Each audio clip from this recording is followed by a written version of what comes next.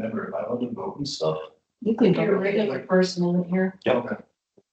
I'd like to second something sometimes. I like to co-set that. So we got the Okay. recording up and going. It's July 8th, and I call the meeting of the Election Advisory Committee to order. Hey, jumping through here, I think that the next thing that we'll do is the approval of the minutes. So I'll let you cover that one. Before we take roll, Yeah. okay, Wait. Call to order, roll call. Thank you. Sorry, I need the agenda here. I'll go through. Please say present if you are here. Cameo Flood. Here. Susan Mace. Kathy Knight. present. Jack Riddick. Here. Amber Shaper. Todd Mowbray. Here. Rebecca Dawson. Adrian Fred. Travis Hoffman. John Newman. Marilyn Ryan. David Lay. Here. Commissioner Slotnick will not be present at this meeting. Okay, great. Call to order. Roll call now. Back over to you. Okay, and the minutes have not been tampered with as far as I know. So is there a move to accept? I'll approve. Second. I second. Second. David? All in favor, signify by saying aye. Motion carries. Travis is just joining us here, and so Travis Hoffman is also present. Travis just went through, did call to order, agenda, and minutes, so kind of flying through stuff here pretty quick. We need to see the second.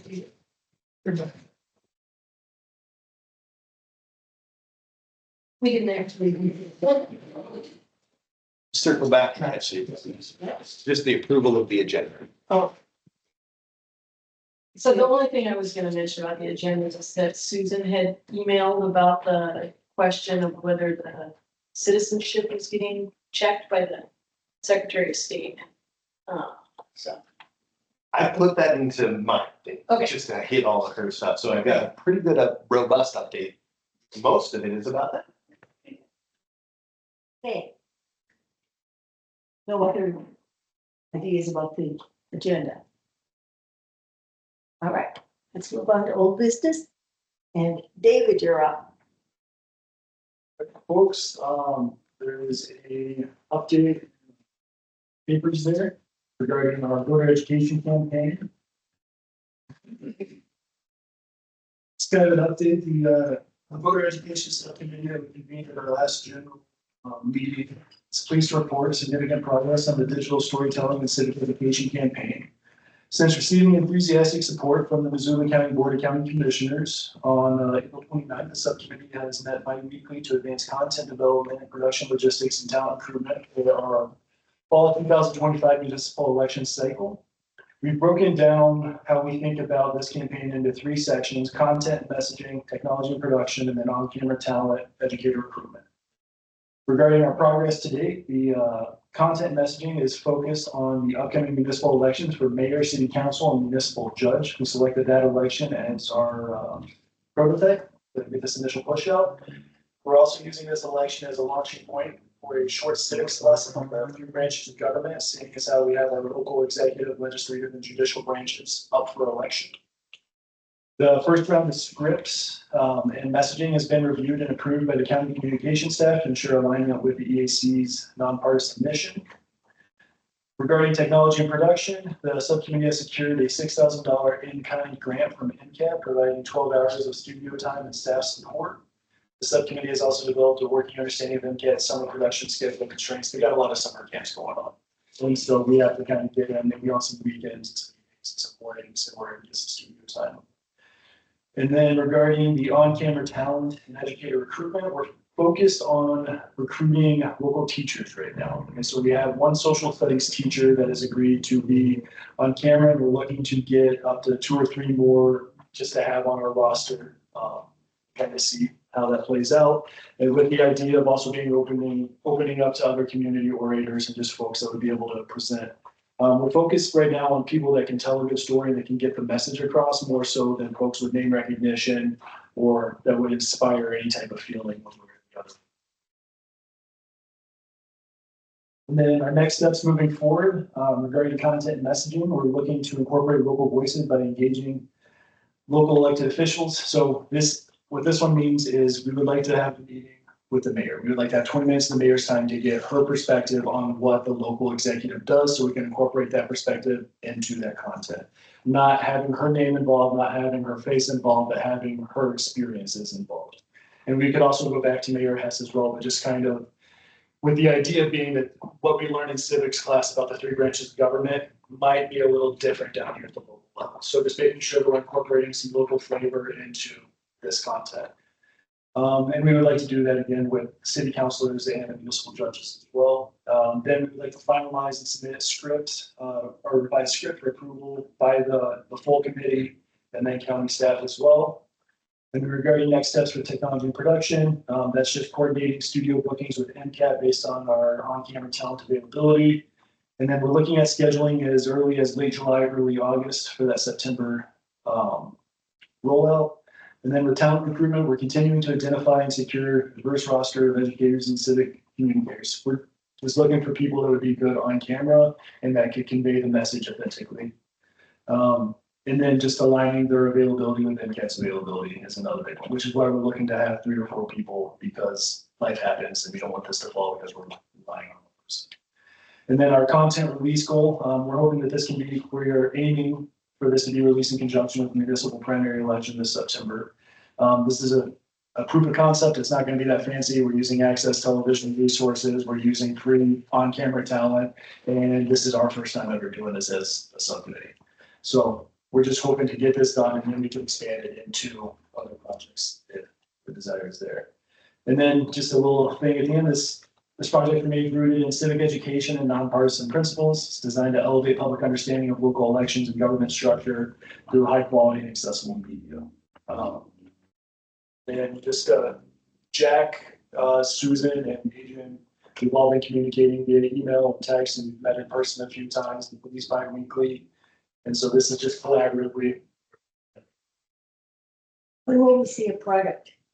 We are expecting early, so September 9th is the municipal election, so late August, early September is when we're hoping at.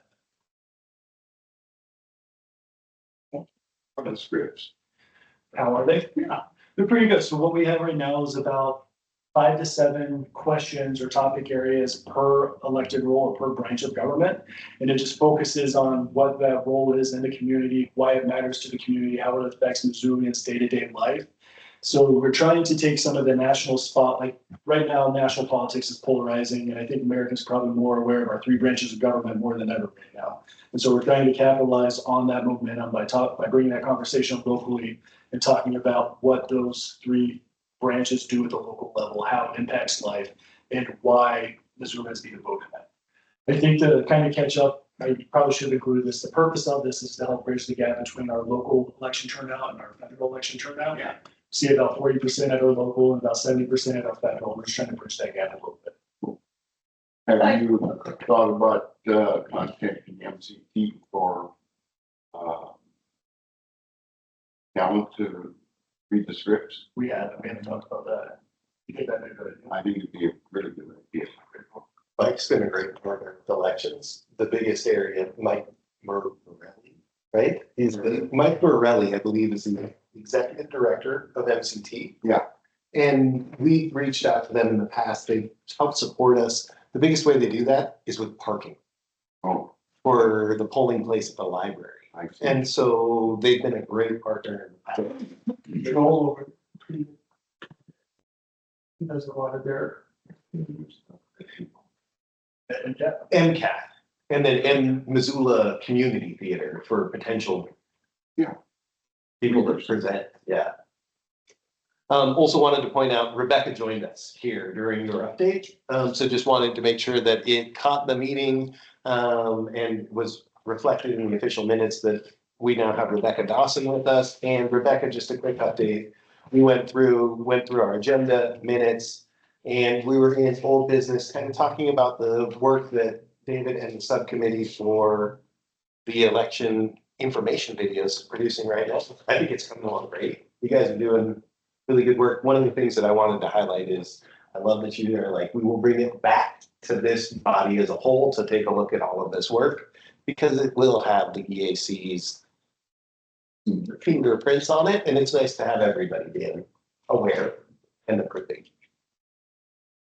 So one of the reasons to start this was to get people interested in being on all those boards and stuff, so when it's time for the inspection, again, are we gonna be able to slip that in there, or is it gonna be another effort to write a script? I think there's gonna be I think there's desire to have another effort, at least Commissioner Slaughter can express that, whether or not this commission or committee wants to pursue that. Of going to the sewer boards and going to the library boards and some of those elected boards and having those conversations and making more content as well. I think that is, so this one, we started off as a digital storytelling campaign, wanting to get voices of actual community members that are in those positions. And it has since shifted into more of this municipal election for this cycle. But my goal is still that digital storytelling campaign of people that are in those roles. Okay, good. That's what we need. I think the authentic voice of seeing your neighbor talking about why it matters to be on the sewer board or something like that, that resonates with folks. So that would help with that recruitment and participation. We have one more EAC meeting. We'll have one more in October after. And so that would probably be after. I know when it was time for review, David sent them to Allison and just kind of CC'd me on them. I've been really trying to let you guys fly. And so I was able to see them reviewed like that. I think that's kind of the plan for the next step, and then an email out to the team here, because it's pretty tight to get things ready by September. Yep. So we wouldn't be able to present and go through it here in the meeting, but online. Yeah, that works. I was just thinking, the next juncture is kind of line between this group. Does that feel good to you, Kathy, if we were able to kind of do approval or disapproval? Sure, we can, as long as we get a chance to see it. Yep. And if it's available, the fact that you don't choose to watch it is not my fault. Yep.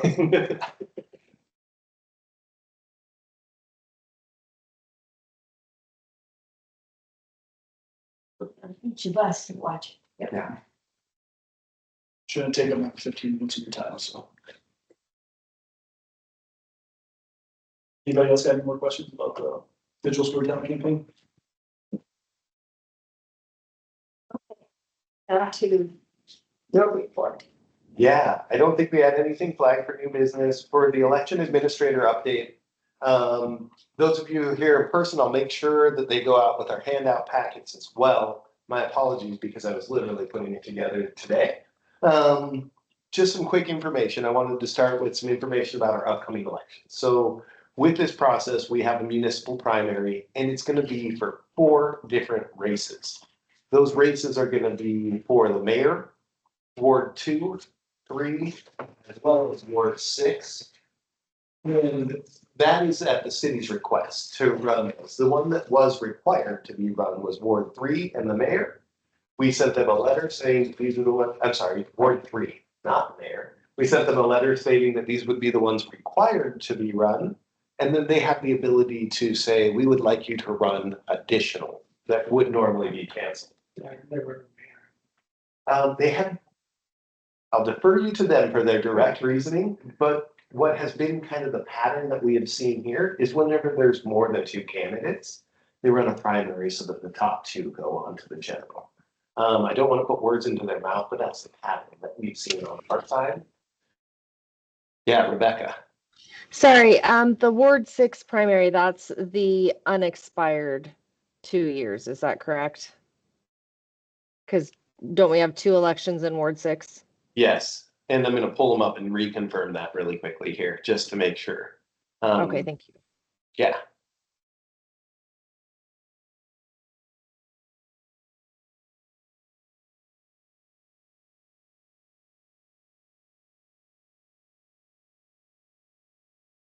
So as we look at this, one of the big things that we're going to be working hard on, one of the discussions we've been having internally, is the postal service is changing. One of the big changes that's hitting with the postal service is when we used to bring bulk mail, your ballots to the post office, we would bring them at 8 o'clock in the morning and they would be delivered that same day. They're now looking at a 2 to 3 day delay. So we would like to mail on the first possible day. And we're trying to see what we can do with the postal service as well as meeting the requirements of the law. You must mail on one day and it must be 20 to 15 days ahead of the election. We're sitting at 20 days ahead of the election on the 20th of August.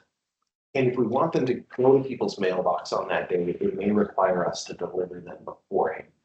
If that works, fantastic. If that doesn't work, we want to make sure that we are letting everybody know that the ballots that we would mail that used to be there the same day will be taking just a little bit longer, and that is a planned part of the process through USPS. So that mail date of August 20th really depends on how many people we can get together and all of our vendors to get them prepared and ready to go so that they appear on the 18th so that they can get processed and go out on the 20th. So that's a big process that we just started digging into today, working with our bulk mail processor, our vendor, and making sure all of our timelines align. It's a very manual process. Every ballot that goes out is individually, has its stub removed. Ballots used to be stamped official ballot, and one of the law changes that's going through is that you're no longer required to stamp the official ballot. It's printed on the ballot now. But you have to insert that. You have to confirm the proper instructions, envelopes, packages, and then we audit regularly to make sure that we're aligned. And so it's balancing that process, the mail dates and times to make sure that everything gets to the post office and voters in a timely fashion. With this, USPS always recommends 7 days before the election is your last day to mail. So we're going to be working a lot on that messaging. If by law they're getting to the post office on the 20th and they're getting to voters on the 18th, because that's the way it will be established, that will affect the number of days they have to mail. We've always established drop-off locations on election day to help assist with that.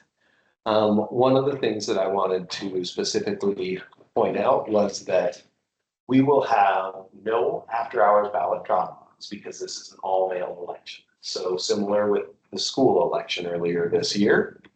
However, what we will see is that we will have drop locations on election day, and then you're able to drop your ballot off during normal. Can I clarify something? Yeah. I think what you were saying was the post office is not going to be able to mail out the ballots as fast as they did. And to compensate, the elections office is planning on providing the ballots to the post office 2 or 3 days before they actually have to go be mailed. Yep. Right, from post office. Exactly. Yep. And just for those of you online, to reiterate that it was Cameo summed this up really well. Post office can't process them as fast. Our goal, if we can, we're going to get them there early so that voters don't feel it. We'll have a little bit more follow up on that. However, we still have to get some information from USPS as to what that exactly looks like and how that meets the requirement in law. Rebecca, thank you for bearing with me. It is the unexpired term. I was almost certain, but before I gave you incorrect information, I wanted to make sure that I was tracking that exactly. Thank you. So with this question, it was, Travis just asked, who is leaving? Nobody is leaving. Because that election was a dead tie, they decided that that is an appointment process. And after an appointment process, you must run for the unexpired term at the next regularly scheduled election. So this was not fully transmitted to us here, but by the time candidate filing had opened, we reconfirmed that with the city, as well as made sure that they had informed those candidates of this when that took place 2 years ago. So there is nobody had left, but in that it was Sean Patrick, McCoy, and Sandra Mazika.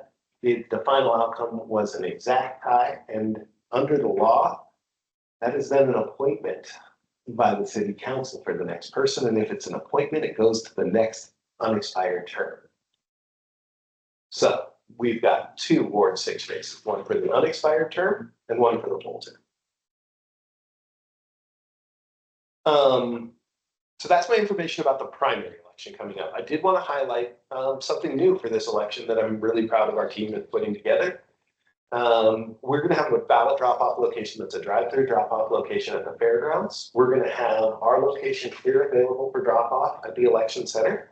And then we're gonna add a new drop-off location. Normally, we would use Hellgate Elementary School as a drop-off location for the school elections for Hellgate and for Ward 6, which kind of covers that area. Ward 6 and Ward 2 both go right out to the Hellgate Elementary School baseball fields. So we're gonna be adding a drive-through ballot drop-off location at that baseball field, which can help serve both of those wards. And we're working to make that a drop-off location for all elections. So that if there's a school election for Hellgate, we can set up a drive-through drop-off for that location. So that if there is another city election and multiple wards are going, they can all access there.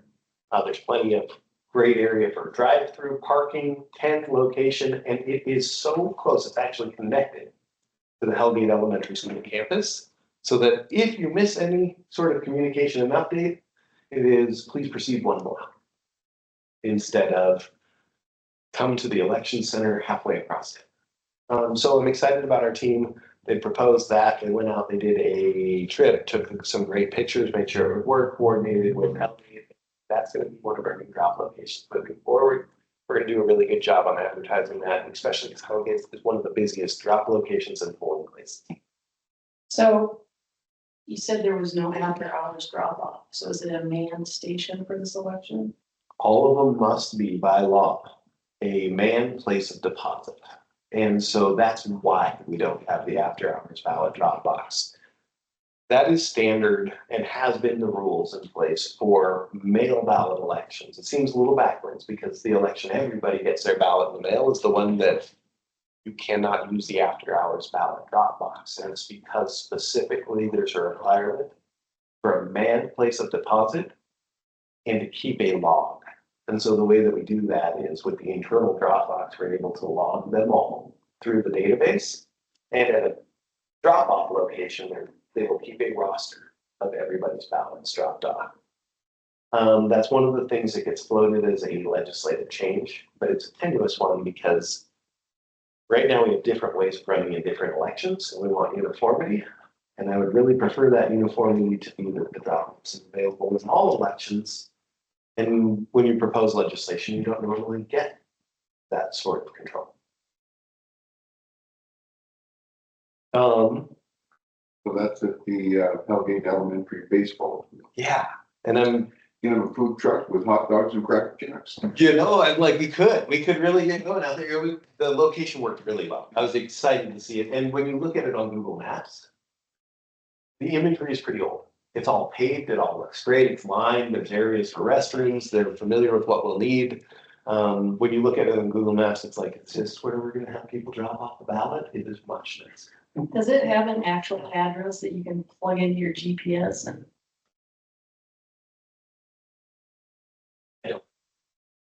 I can look into that, all of that. Because saying Hellgate baseball fields might not get people that are.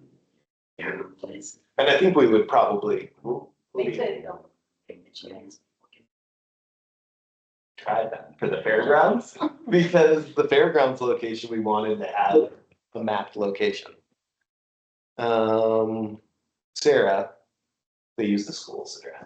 She's the on this meeting right here, and she was really instrumental in getting it set up. Okay, great, thanks. So that's the update and the information about the municipal primary. Quick turnaround between the municipal primary and the successful candidates going forward for the municipal general. We'll go through, we will canvass that information, send it to the county board of canvassers, canvass the city election. We present it to the city and then instantly proceed forward with setting up and laying out our ballot. We'll be adding in drop locations. We try and have one for each ward. That's the unique part about that Hellgate baseball field. It's right on 2 different boards.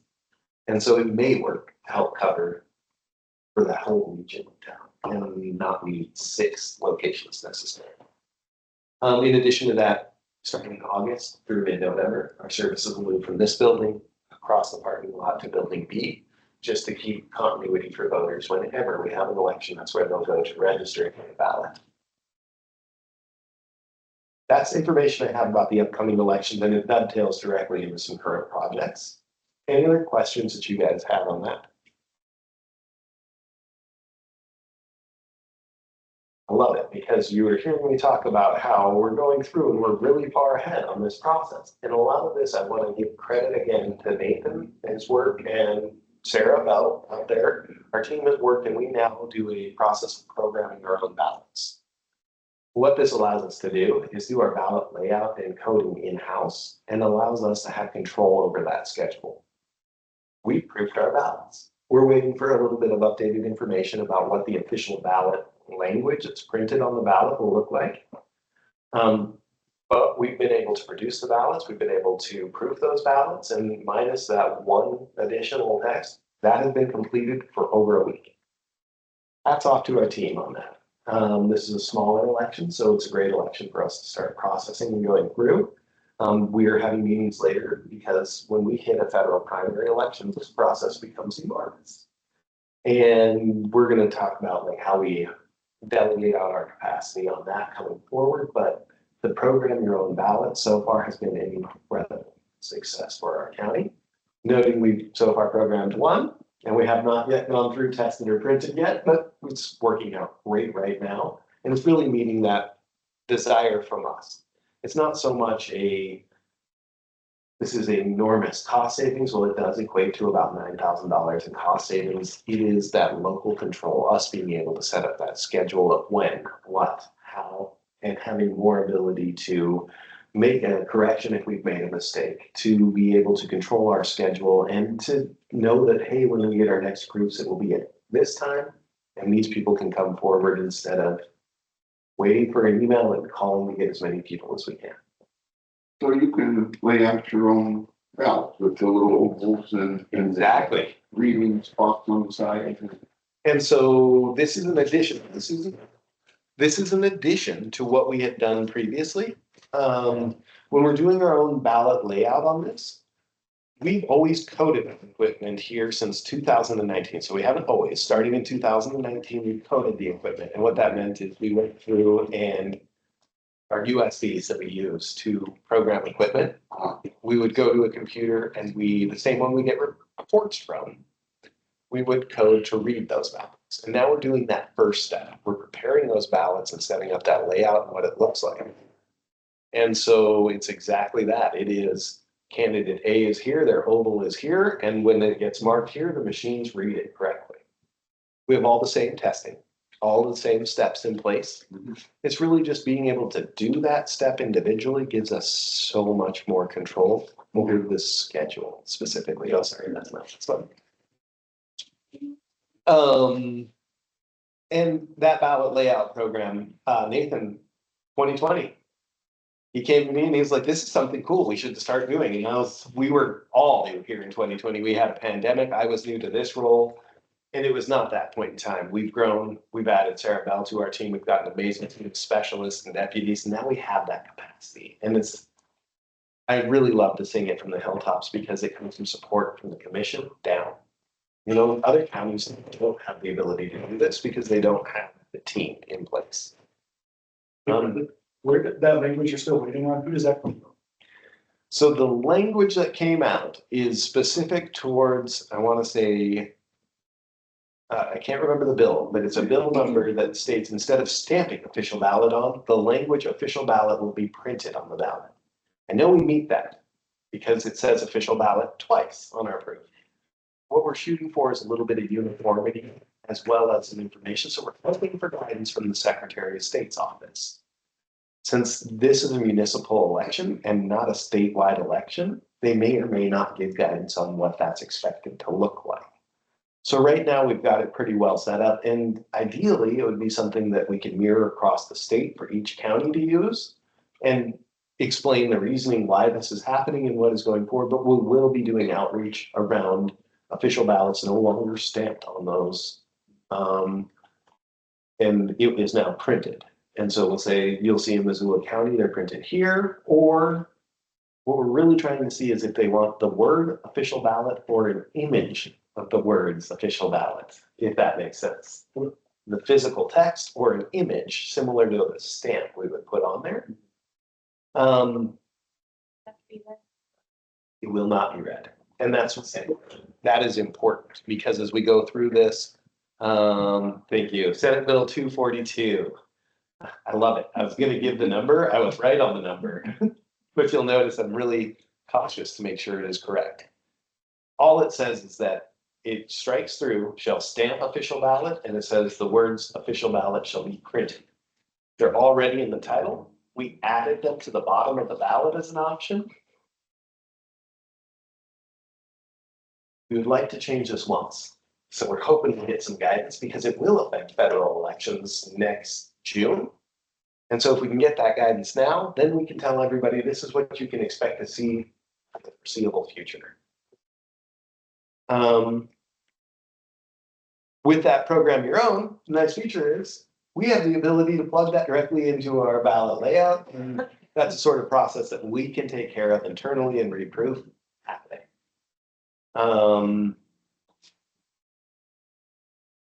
Polling place relocation. This is my month to start polling place relocations. So I did. I started specifically with Lowell School because one of our polling place managers is actually the scheduler for the Burn Street Bistro, which is now North Missoula Community Development Center. In 2018, Lowell School was under construction and we had transitioned to the Burn Street Bistro at the time. And it was really successful. It has ADA access. It is a community staple. It is about 2 blocks from the location. And it went really successful during that last cycle. So we reached out to start that process. I've been holding on the other process because I'm really interested in the DNRC. And I wanted to talk a little bit with Jack about it.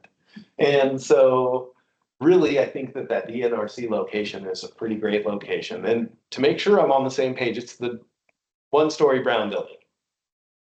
Yeah, not Fishwell Electric Parks though. Yeah, The DNRC, not FWP, because they're on the same street there on Spurgeon. I don't know. This is why we were Yeah, following you can back check up. that. Yeah, yeah, because I'm like the one that is closer to Reserve, the lower brown building, which is closer to CS Porter School. Mhm. It's all about how far people may have to travel to that relocated polling location. And as we're gearing up towards this gives people 12 months. It's 11 months to plan and know that, hey, yes, we'd like to use it for one day in June, one day in November. But for our scheduling, this is exactly when we were working to start. And I really just carried it forward, waiting to hear back from Lowell. And we'll connect a little bit just to make sure it's always nice to have an introduction rather than, yeah, sure, show up out of the cold. So those are our big projects right now. In addition to this, we are still going through a couple of last legislative changes and updates, things like new envelopes will be coming forward. We're going to use the state's envelopes verbatim instead of making a custom envelope. Rebecca, thank you. So you're waiting to hear from the coordinator for the old Burn Street Bistro, or you're waiting to hear back from Lowell Elementary School, which? Burn Street Bistro. Okay, thank you. Yep. Thank you. Yeah, if you're like, I can help with that. No, we're going to be transitioning from Lowell School. And this is kind of the last request. School District 1, we had 2 schools, CS Porter and Lowell, that we were using. And they have since provided us other locations to utilize. The admin building, Lifelong Learning Center. And they've requested that we transition out of those. And so we wanted to finish the last cycle, completed that last cycle. And now for this next cycle in 26, we're hoping to look at some replacement locations. Is Cold Spring still on the list? Yes, thank you. Cold Springs is still on the list. Okay. Cold Springs, it covers most of the South Hills area over there. And it worked out fantastic because it's not currently a school. We're not running into the same security concerns that we were running into. And that's really what it boiled down to. Please open your doors and allow everybody who's a registered voter to come in. And schools really wanting to have controlled access and know who's in the building. Hey guys, questions on current projects? I can talk elections a long time. This is my big chunk here, and this is the follow-up from the request from Susan. And so I wanted to make sure, I'm sorry, Susan, I never even replied to that email, but I got you. That you'd be on it. And so citizenship verification. I wanted to talk about this because this came from some discussions of legislative bills being proposed. And it also was surrounding some executive orders that were coming out when we had met in April. As we were going through the legislature to help clarify this, Montana is what's considered a self-affirming state. And what that means is that attestation. At the bottom of your form, you're saying, I affirm that I am a citizen, I am 18 years of age, and I'm an eligible voter. That self-affirmation there is the only thing that is required in Montana to show citizenship. And that's where the law currently stands. It's against the law to register to vote if you're not a citizen, and that is currently federal law. We had a bill, which was Senate Bill 85, and this proposed a constitutional amendment, and I plugged it in on my update because I wanted you to see this amendment. It would have changed any citizen of the United States to only a citizen of the United States is an eligible voter. This bill died on the third reading in the House side. And so what that means is that it passed the first reading out of the Senate and went through. This would have placed an item on the ballot, which would have been extra proofing and printing for us, tracking through, and then processing the ballot to make that one word change to our Constitution.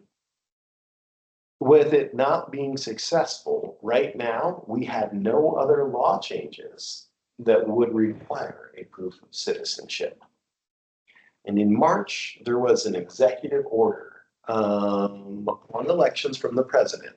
And this would have required states within a 90-day period to go through and receive proof of citizenship. This has been challenged at the federal level and is currently held with a temporary restraining order at the federal level. So this is not enforced currently due to a lawsuit in here. But it's something we're aware of. They list some very specific requirements that could be real IDs, passports, multiple different items. And for many voters, I'm not certain what that might look like to update or request new information. It did not ask existing voters in that executive order to provide citizenship information, only new voters. That's important because with 85,000 existing voters in Missoula County, we would not be retroactively going through and saying, you are now not an eligible voter, Susan, until you provide this document.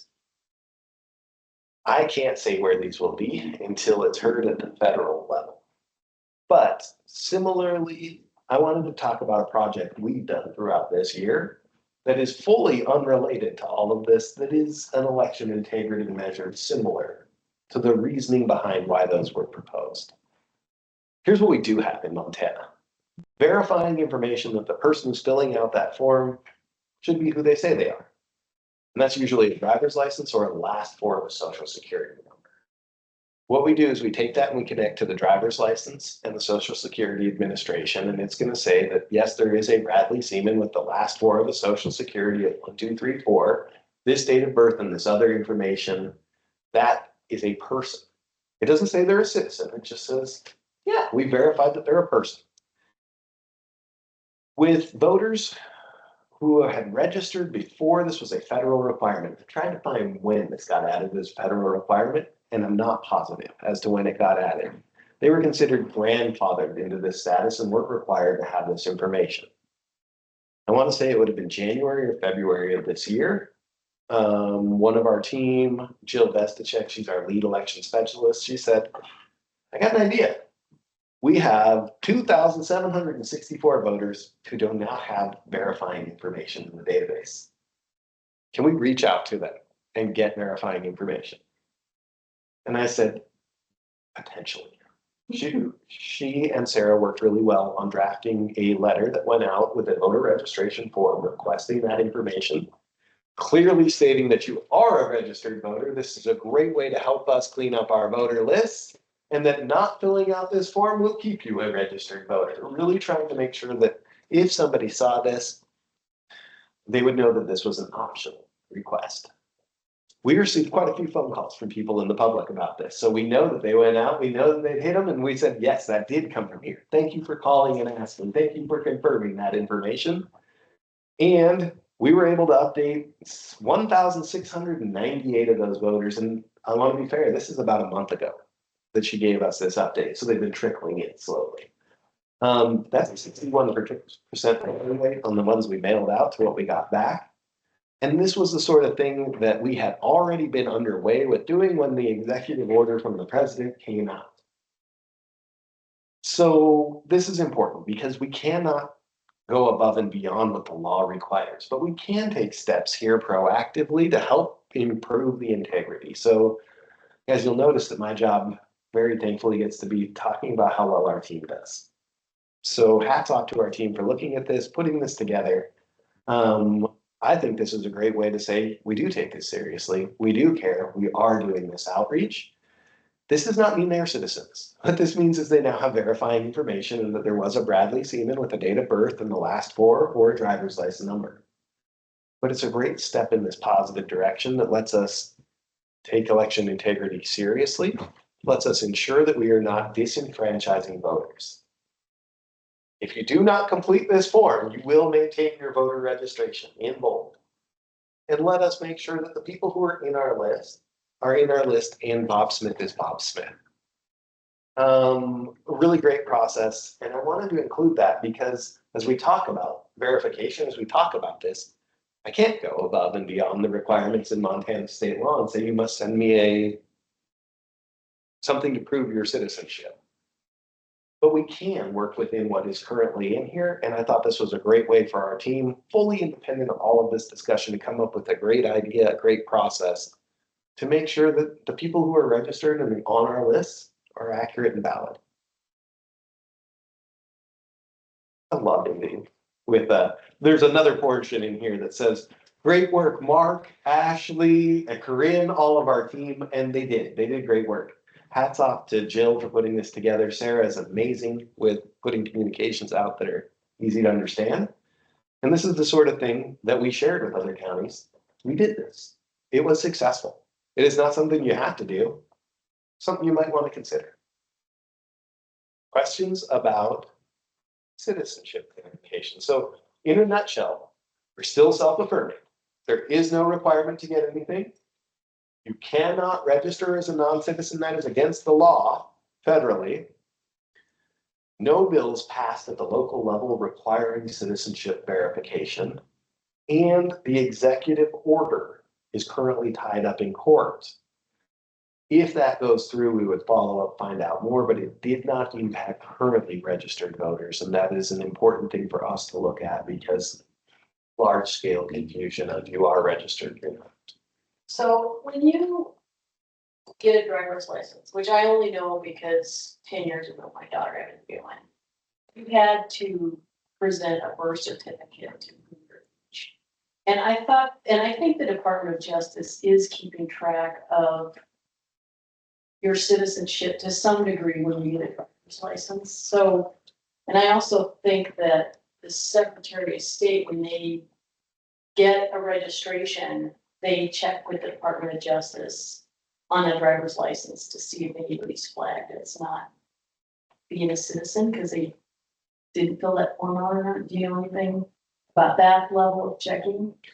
I don't. Okay. What I do know is that the way that that connection works is it's a multiples of. So if 2 of 3 things hit, and this has been a discussion from counties to the Secretary of State, I defer you to them for really detailed information about how that works. When you register at the DMV, that information is transmitted directly into the database now. And so we're receiving over the form as well as the digital signature on the pad that comes through. The check we do differently runs out and it says, I have Bradley Seaman spelled this way with this date of birth and this driver's license number. Those 3 things, if they're 2 and they're unique, it will verify. We had reached out to the state and said, is that the way you would like our system to go? Bradley Seaman with a date of birth, and it's unique and it's verified. That is the way it gets verified in the system through the state. Ideally, all three would be better. It matched directly on each of them, but that is at their kind of discretion on how they set up those checks. As far as transmitting over the citizenship, you're producing pieces of mail. If you want a real ID, you're bringing in a lot of information. But specifically, what we are collecting on our side is the registration application, which is just self-attesting, and the driver's license number, which should match because it came from them to them. If there's a typo, it won't verify. Did that answer your question, Cameo? Sorry. Well, if anybody has a question about somebody's citizen's status, anybody can challenge anybody to registration. So 100%. And this is the other aspect. When we talk about voter rolls and our job of keeping them updated and accurate, Montana's really based around this idea that the voter rolls are public and accurate, and the reason you can contest them is they are not registered as required. I'm on the list as a registered voter. If Susan knew that I was a Canadian citizen, she can contest me. And that is not only the best method, it's the way the system is designed. And that would likely be the steps that we would take at that point in time, is to say, yeah, at this point, Travis says, no, Bradley's a Canadian citizen, and I'm going to challenge his election because that any eligible elector can challenge another eligible elector. You don't say A enough.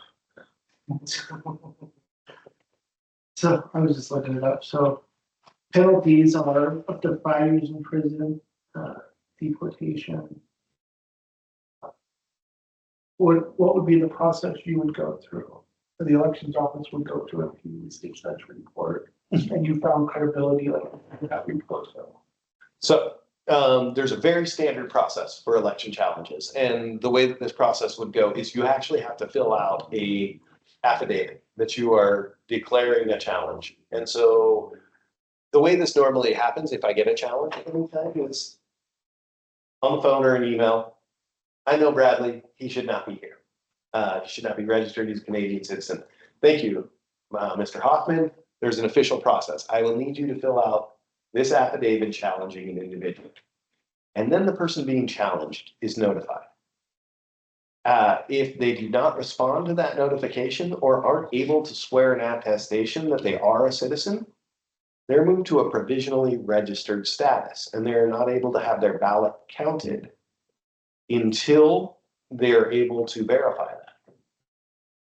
Canceling would be more challenging. So if I never return the form, you sign your affidavit, send it out, and we mailed it to Bradley, and Bradley never gets it, never returns it, Bradley is now provisionally registered, which is an eligible elector that needs additional information verified. If at that point in time I said, I cannot verify that I am a citizen, then we could cancel that voter's registration, but it would need to be very specific. So there's a potential that it becomes a provisional voter rather than canceled.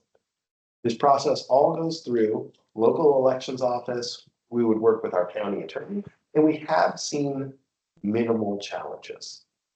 The reason I say minimal challenges are that they need to follow that specific process and they need to be individual. It can't be everybody living on this street is registered in California. It needs to be Bradley, Susan, Cameo. Each of them have an individual form, each of them an individual attestation. And so official challenges are pretty rare. More what we get are things where we're working with a local group on addresses and you're like, this just doesn't exist. There's something wrong. Let's dig in. Let's see. Oh, yes. 123 East Street should be 47 West Street. Like that is corrected. Official challenges are pretty irregular and they tend to take place most at a polling location. That's how the rules are based. Travis Hoffman is now voting, challenging Travis Hoffman. They also have a way that we can do the process outside. So we would receive it, we would send that to the voter. They have 7 days to respond. If they don't respond, they're moved to provisional. If they do respond, that challenge is resolved in the voter's favor. I, Bradley Seaman, am a citizen. Then what you have is a document signed that states, I feel Bradley is not a citizen, and then you have another document signed that says, I am a citizen, and if it's proven that I'm not, I just signed a document contradicting that. So it's important in those to go through the challenge process. Wouldn't they bring proof that they are way signing that document? They would not be required to bring proof. All it takes to resolve a challenge in the affirmative for a voter is their signed attestation. From there, it could follow through district court. So the way I would see that happen in Travis, I just sent the letter to Bradley, and you would probably be like, so I looked at my voter list again and you still have Bradley. Well, yep, Bradley filled out the form and stated that he was a citizen. We have this all on file. And then it would be, I'm gonna go to a district court judge and present this, and they will force them to be removed. But it would be up to the person challenging Yeah. registration. Yeah. So nothing's ever like reported to the DOJ, like if somebody was the We're going through a process right now. And not us, another county on our listserv, sorry. Making sure for our meeting minutes that it's very clear. I just read an email through the listserv of another county having a voter whose residence is being challenged. They've reached out to the Secretary of State and the Attorney General, asked for guidance. They did not necessarily get that guidance. We have a good team. Depending on where this went and what information we saw, I would definitely be looping in our county attorney's office. And if it's something that could potentially be a statewide issue, we would definitely be looping in the Secretary of State's office. There are specific areas that they can and cannot give guidance or information on. One of the examples brought up in that was that all of the reports were coming from one side, so the Attorney General could not give an opinion because they didn't have all the facts. And these are the unique challenges that come forward with that. If we had a challenge that I've never received a challenge on a voter that has not been able to be resolved. If we did, we would go forward and follow that process through and do substantial outreach to each of the groups. This has been one of the items that we're watching. Currently, there is a bill that states that if you are in the state for temporary training or education, you may not register unless you intend to keep this your permanent place of residence. That's currently tied up in court.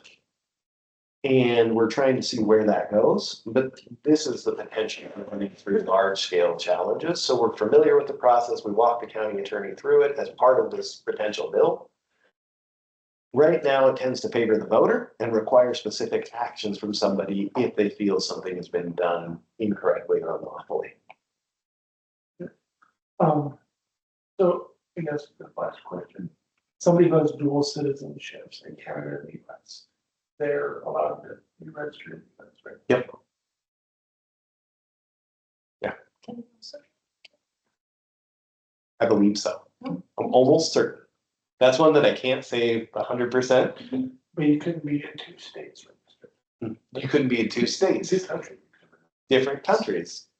Dual You citizen- can be in 2 states, right? no. You can't register in 2 states. You should not register in But two if you states see without the database, but then no one wanted to be. without a federal database that tracks from state to state. That's not, I mean, that's not what I'm asking. I'm No. asking, is it illegal for you to be registered in 2 different states? It's illegal for you to vote in 2 different states. What we see normally is In if the some, same election. In the You could same election. Vote in the school election in Arizona. we should be canceling your registration from the other state when you are registering in Montana. Should be. This is based off your previous registration information. There are specific elections in Montana you can be registered in another state and vote in. The example would be a water or a sewer district or a fire district. As a property owner, you can request a ballot. But in general, you should be updating your registration and providing that previous states. Being registered in 2 states is not necessarily a crime. Voting in 2 states is against the law. Does that make sense? Yeah, it's, if you get a registration that says somebody was registered in Arizona. registered, you're supposed to notify Arizona that that person is no longer registered or is registered in Montana. Exactly. And so then Arizona should. Remove them from their list. And this happens through our Secretary of State's office on a regular basis. On the registration form, your previous registration information there is exactly what that's for. So if they. I'll catch you in just a sec, If Rebecca. they fulfill that and don't say I was registered in Tennessee, That's exactly it. is that a violation? Are they required to fill that? They're not required to fill out that information. Rebecca, sorry, I saw your hand this time. No, that's fine. I actually had this question posed to me. Snowbirds, people who live here for 6 months and they live in Florida for 6 months. Where do they vote? So what we do for snowbirds in Montana are seasonal mailing addresses. You are registered to vote in Montana, and when you go to Arizona, we will mail your Montana ballot to Arizona. The other option they have is to cancel their registration in Montana and register in Arizona, and that creates this exact area where if they miss it one time, they may end up registered in 2 states. That's why it's not a crime to be registered in 2 states, but it's a crime to vote, is because it truly could be an error. The best bet for somebody who is seasonally traveling on a regular basis is to do a seasonal mailing address. And so what that does is it says you're registered at 123 East Street in Missoula, Montana, and your ballot goes to Surprise, Arizona from this time period to this time period. And we work with those voters individually. We've got about 300 seasonal voters in Missoula. But they could change the registration every time. They could. It becomes really challenging. And what might happen is, depending on the time they registered, sent that information, we may have pulled a list, generated a ballot, sent it out, and then have to void it later. The best bet that we encourage our voters are, if you're a Missoula resident, your residence is here, you get to pick. Are you a Arizona voter and that's your residence, or are you a Montana voter and that's your residence, and have them sent where you need them? This also becomes an issue because some states may not have late or same day voter registration.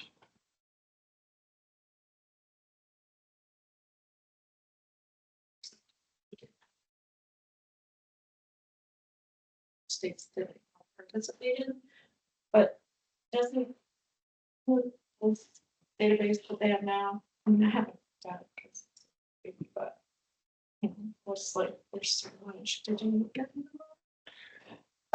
What I think No. Susan is talking about is the ERIC system, and it is a, That's the old one, but. oh, the newer version. website that I sent you is for the immigration and citizenship data. What, searchable database where you're supposed to be able to overlap like naturalized citizens with versus who's registered and whatever. I think that if you're have the right pieces of paper, you get a social security number if you're working, but not a citizen, and you pay social security, but you don't ever get it. So like these things where you're showing the last 4 digits of your social security number and everybody can get a driver's license. They're not necessarily validating citizenship, but supposedly on this searchable database, it is, but also maybe that Eric used to be. No, slightly different. That one tracks, By accident. yeah, that would track if Jack is registered in 2 states. This is the sort of tools that may be in place should rules change down the road. Okay, but the existence of these databases is the part that's in court still. The part that's in court is it legal to require people to prove their citizenship? So we And can just, for as long as we don't know, we can choose to look at this database or not, but if it was required, then we would be referring to this each time someone who's not grandfathered in. it is unclear how they plan to do that, but this tags to Travis's viewpoint. The voter list is public, that information is public. If you want to go through and say Bradley Seaman's a Canadian citizen, see here. When you fill out that challenge form, you would say, I'm challenging Bradley, they're not registered as required. PS, check this link that clearly shows them as a resident alien or something like that, which makes it a lot harder to refute.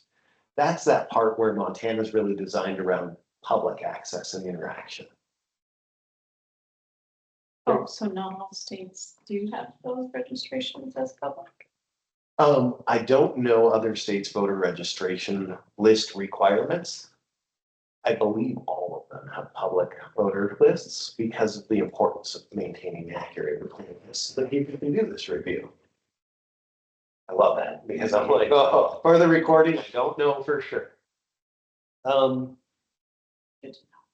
Yeah, so to tag that back together, nothing requiring citizenship verification. We check identity. Identity is separate.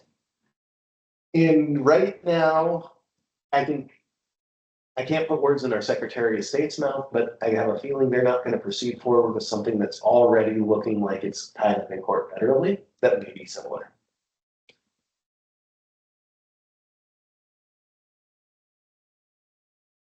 I can keep going, but that's really all I have for the update. I've spent a little bit of time to dive into that because it is a little bit confusing and it's a patchwork across different states.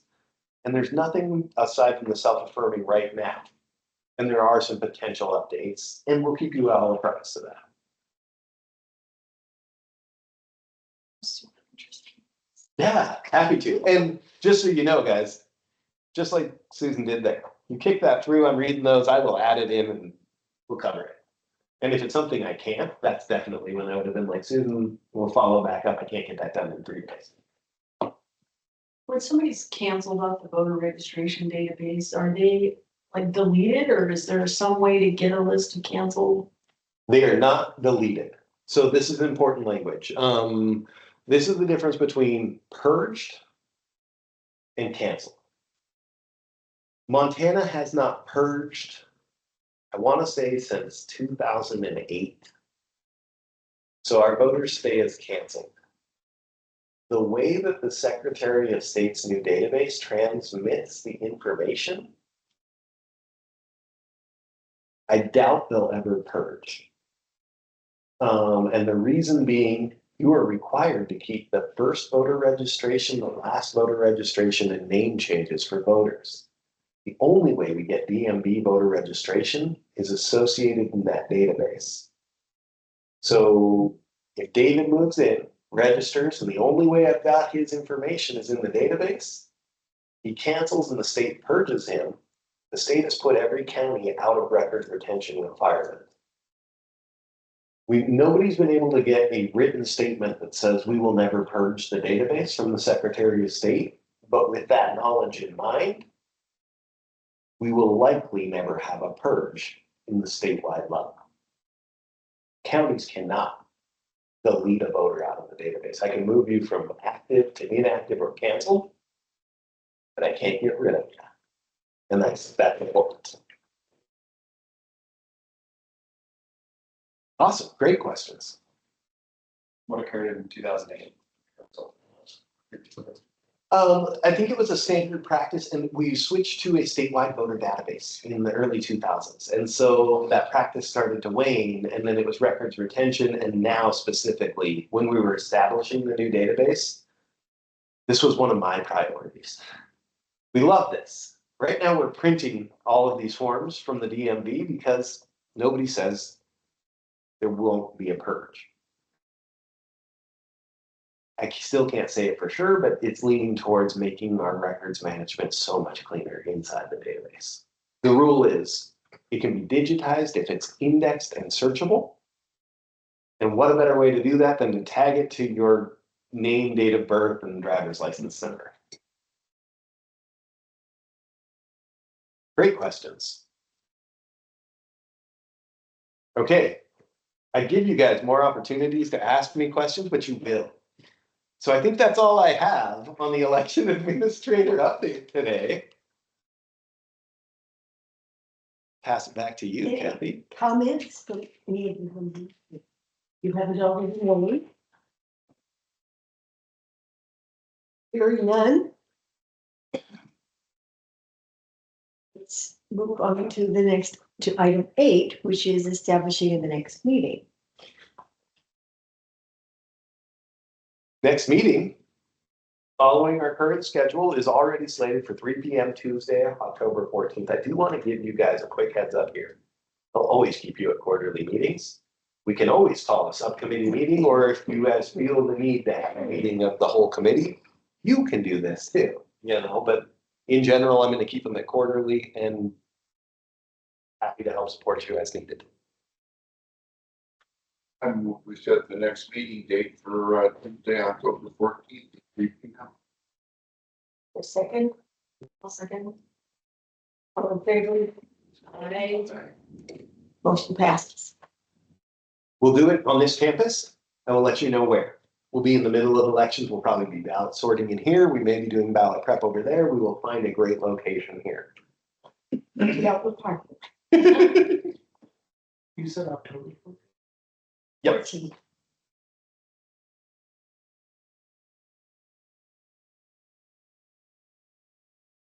Their motion to adjourn. So moved. Second, Second. all in favor? Aye. Bye-bye. Thank you all. Thank you. Thank you.